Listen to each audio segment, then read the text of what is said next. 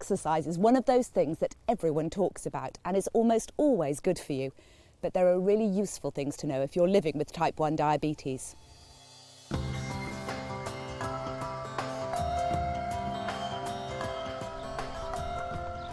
I'm only sort of 8 or 9 months into my diagnosis, so it's still very new, and I'm still learning about it. I'm finding it very, very difficult to wrap my head around it. There is a lot to learn, but once you get your blood glucose levels under control, you might feel more inclined to get started. My glucose levels were something like 33, 34 when I came out of hospital. As your glucose in your blood drops, you find you've got more energy. For many people, regular exercise is part and parcel of managing their diabetes. I do a lot of exercise, so that was half the battle in a way, to looking after myself. Whether it's high or low impact, high or low intensity, understanding the effect of exercise on your body will help build up confidence. I used to go to the gym a lot, and since I was diagnosed, I haven't gone to the gym because I don't know how that's going to affect my sugars. I've stayed away from that, but I haven't sorted out my eating or anything, so that's made me put on weight, which is not a great thing either. I lost a couple of stone when I was first diagnosed. In fact, I asked the dietitian what I could eat to enable me to put a bit of weight on. They weren't really too sure on that one because no one had ever asked them before. The best way to put on weight healthily is to eat regular, nutrient-rich meals involving dense carbs like dried fruit, nuts, all the healthy things that for weight loss you should eat in moderation. People with diabetes should eat a healthy diet like anyone else, enough to fuel your work and your play. I run a financial advisors company, so lots of sort of varied work. It can be out on the road, it can be office work. I do several different types of exercise, and what I learnt was it's not all the same. You can't just assume you can have a method of managing your insulin or your food around exercise and that will be fine. So take, for example, hiking, swimming and netball that I do. Each one has to be managed completely differently. Danielle wants to get back to the gym, so she's come to see Professor Wong at the Heath Hospital in Cardiff. So Danielle, you'd like to live a normal life, which includes going to the gym at lunchtime. It is important to know what your sugar is before you start. If you are too low, if you are hypo, you should not exercise. Yeah. It's important that that is corrected. If you've had a severe hypo within 24 hours, it would also be not advisable to exercise. If your sugar's higher than 14, you should give a correction to bring it down below 14 before you do your exercise. If you are above 14, you test for ketones. If you have ketones, you don't exercise. You should bring the sugar down below 14. Your diabetes team will have told you how to deal with ketones. If you're unsure, give them a call and take action right away.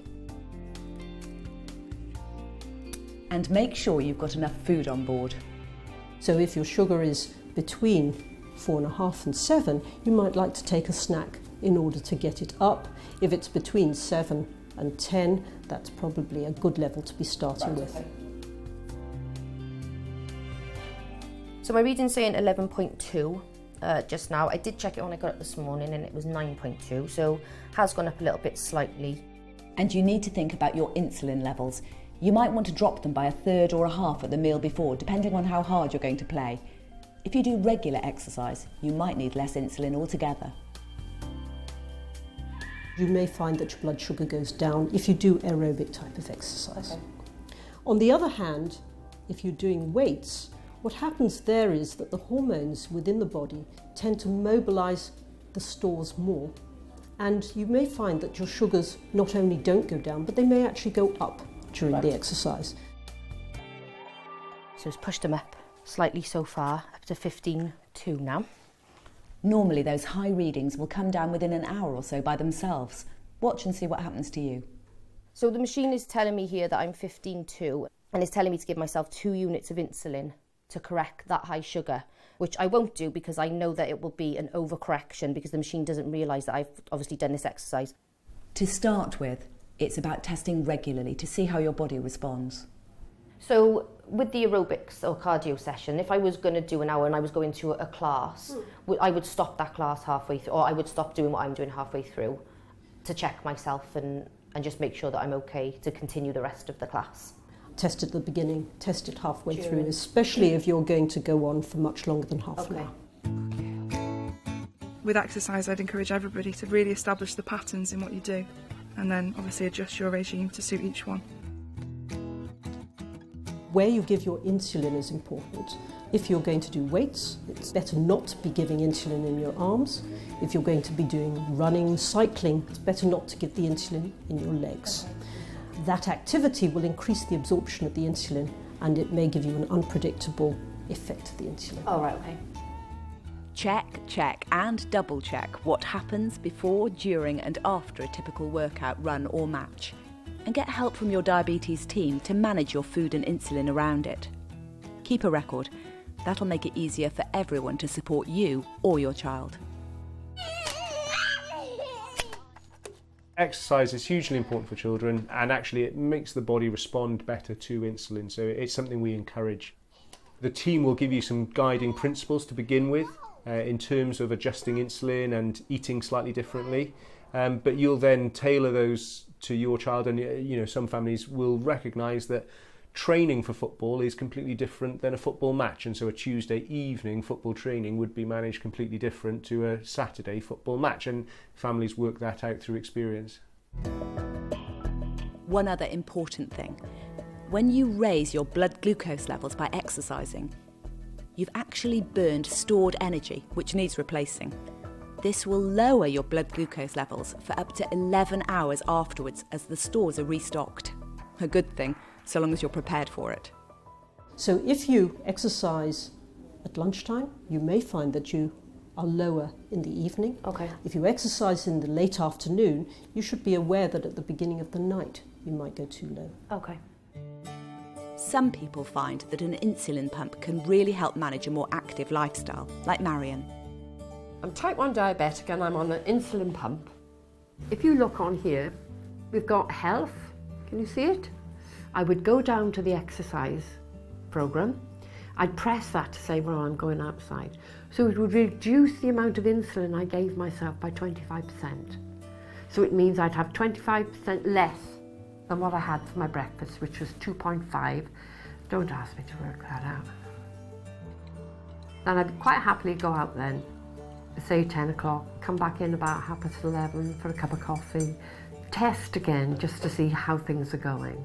Basically, it's testing to ensure that you've got the correct dose for your needs, and that you're doing okay.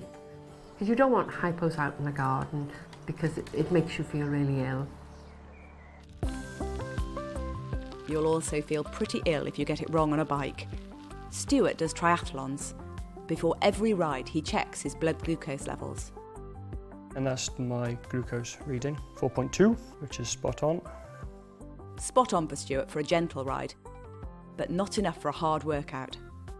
Perhaps if I was going on a longer ride or exercise, perhaps take a little bit more to eat and subsequent dose of insulin.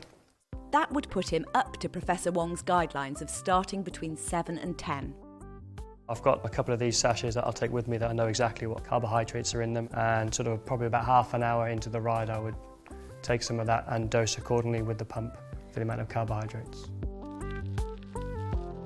Everyone who's exercising successfully knows their bodies, their responses, and like Stuart, keeps an eye out for a post-exercise low. I'll check my blood sugar levels now, see where I'm at, and yeah, I feel okay, so hopefully sugar levels haven't gone too low. I'll probably check before I eat again to make sure it hasn't dropped lower, and that's that really. And that is that. Let me summarise the key points. Don't exercise if you're having or have had a hypo in the last 24 hours. Don't exercise if you have ketones. Have energy on board before you start. A reading of between 7 and 10 works for many people. Have less insulin the meal before you exercise. By how much depends on the intensity of the exercise. If your blood glucose levels are high after exercise, don't take extra insulin as a matter of course. Monitor them and they should come down by themselves and could drop further for up to 11 hours afterwards as you restock your glucose stores. If you can monitor your levels before, during and after exercise for about a month and keep a record, it'll give you a really good idea of how your body responds to the kind of exercise you want to do. I went 8 months without it and I wish I'd got back into it far sooner. I wish I hadn't let it affect my daily routine like I did. Just get back into it and you'll soon see that everything will be fine. It takes getting used to, but you will get used to it.